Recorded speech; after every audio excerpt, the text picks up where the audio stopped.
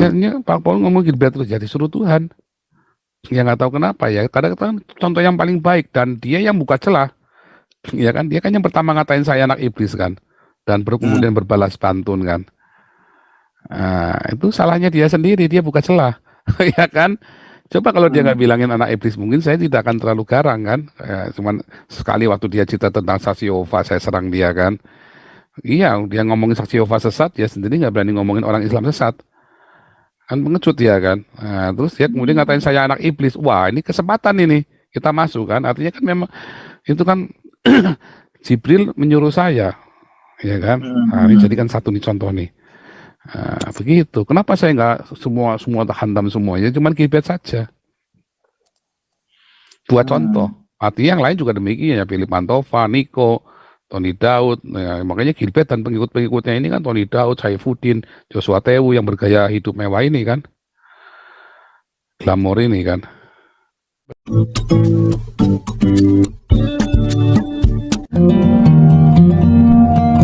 Oke, Lukulio silakan.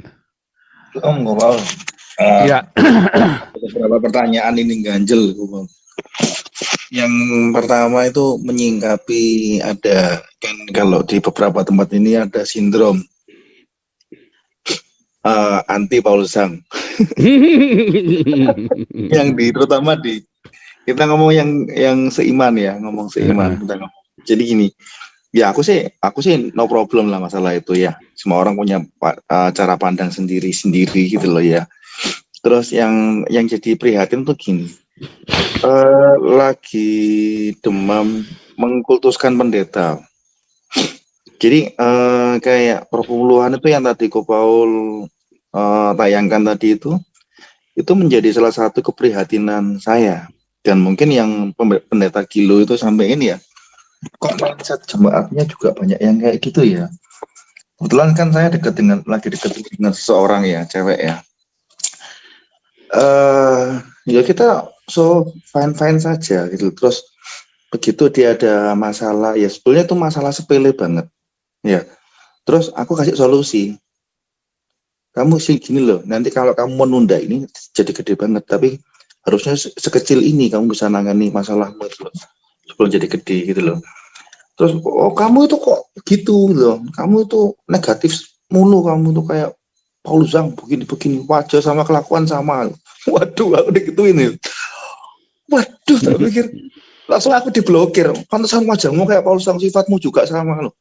Apa hubungannya gitu loh. Terus udah aku mau doa aja dalam nama Tuhan Yesus, semua pasti selesai.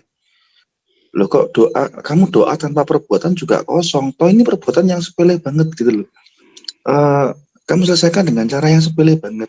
Kok kamu nunda jadi masalah gede terus kamu doa, kan lucu jadinya gitu loh Pak.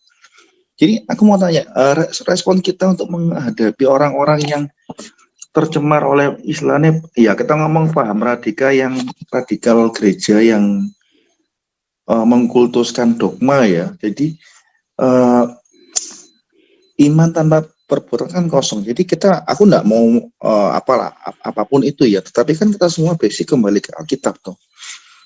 Basic kembali ke Alkitab. Nah, kalau kita sendiri menghadapi gitu gimana? Kayak aku sendiri kadang-kadang jenuh juga gitu loh. Nah, jadi gini Pak Lukulio, itu tuh biasa kalau kita itu gini, jangan pernah berusaha mengubah orang. Sia-sia.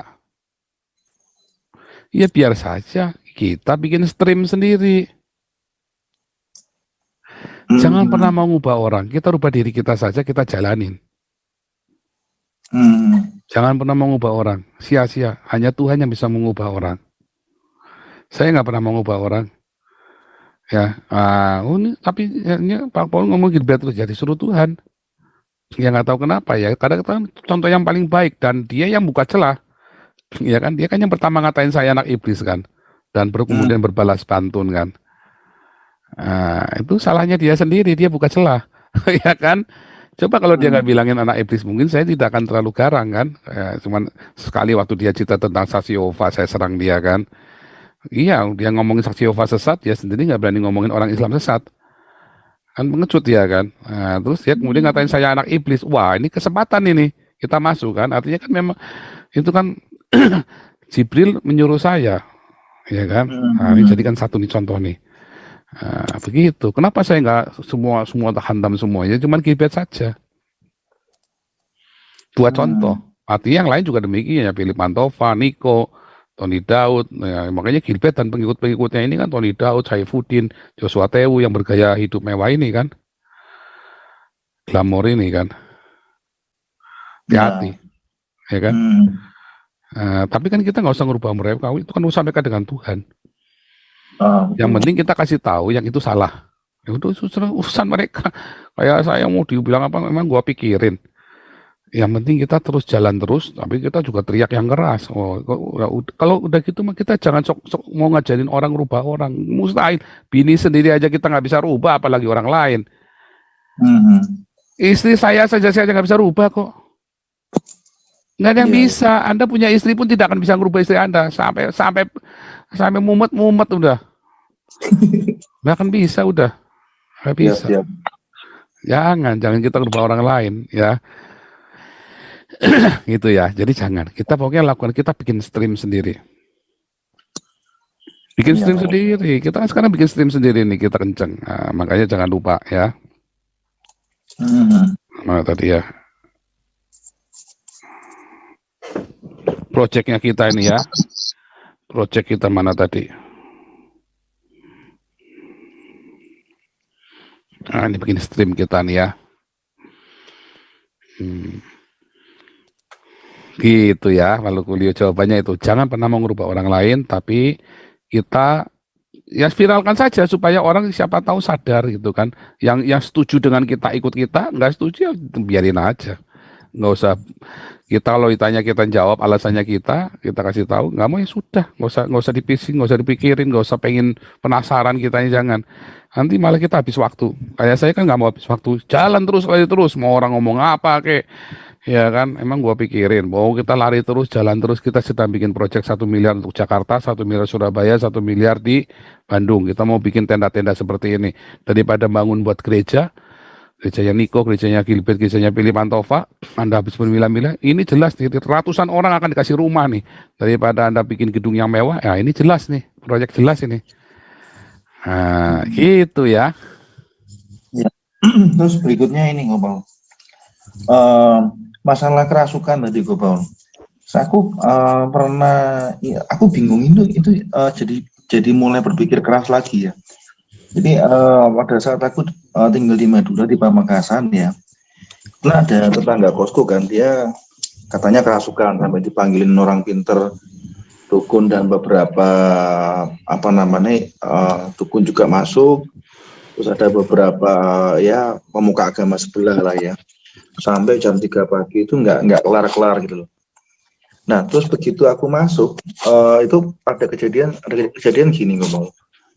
Aku belum masuk langsung dia marah-marah, itu anak jangan boleh masuk, ngapain kamu masuk, padahal aku nggak kenal sama orang itu, penghuni baru lah di kos-kosan, cuman punya hobi rajin kerasukan, infonya kayak gitu tiap jam 12 sampai jam 3 pagi.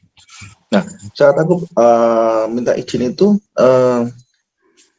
doain dia ya menurut kepercayaan saya ya, Kristen ya, dalam nama Tuhan Yesus, saya izin sama orang-orang keluarganya dia di sana. Nah saya masuk itu sempat kayak istilah poltergeist gitu Pak Paul, kalau orang bilang. Jadi dia sempat kayak begitu aku doain dia sempat kayak manjat tembok itu kayak Spiderman gitu Paul.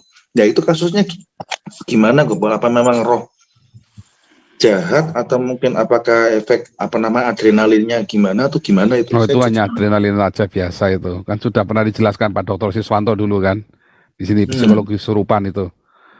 Tapi itu nempel di tembok. Ya, tapi saya jamin dia tidak akan nempel sampai lebih dari 2 detik. Lebih betul. Ada sekitar 2 menitan lah itu sampai. Iya, tapi nggak seperti Cecak nempel 2 menit terus diem begitu, nggak akan, mustahil, tidak akan, di zaman Yesus pun tidak ada. Dia itu lari cepet, set, begitu loh. Bisa aja kayak Jackie Chan itu, dia cepet, kayak nempel di tembok. Itu adrenalin, ya. Percaya saya. Mm-mm. Nah, kita sendiri kadang-kadang berhalusinasi karena kita kan sudah terframing, wah ini roh jahat nih, pasti bisa begini, bisa begitu.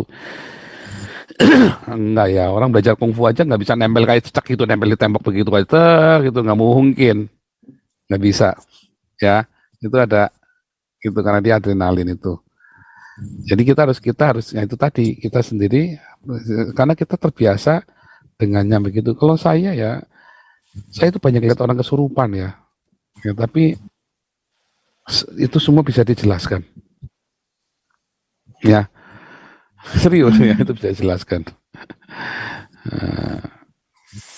Terus Ya, kalau jadi yang masalah itu Popol, untuk masalah santet itu gimana, Popol? ya kan Pak Dokter Sistanto sudah pernah jelasin santet itu kan, kenapa bisa begitu kan?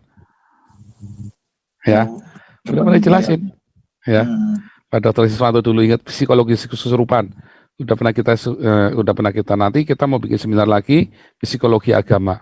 Nanti Ahmad Fauzi nanti jadi host, jadi bintang tamunya nanti. Ibu Dokter Wivina dokter psikologi akan jadi ininya pembicaranya. Ahmad Fauzi nanti jadi hostnya untuk kita ya salah satu contohnya. Nanti cerita nanti Ahmad Fauzi cerita bagus nanti. Gitu ya. Oke, siap. Oke. Itu Popol yang jadi Oke. pikiran keras ini. Terima kasih, Ya, Popol. nggak usah keras-keras, biasa aja, ditanyakan saja.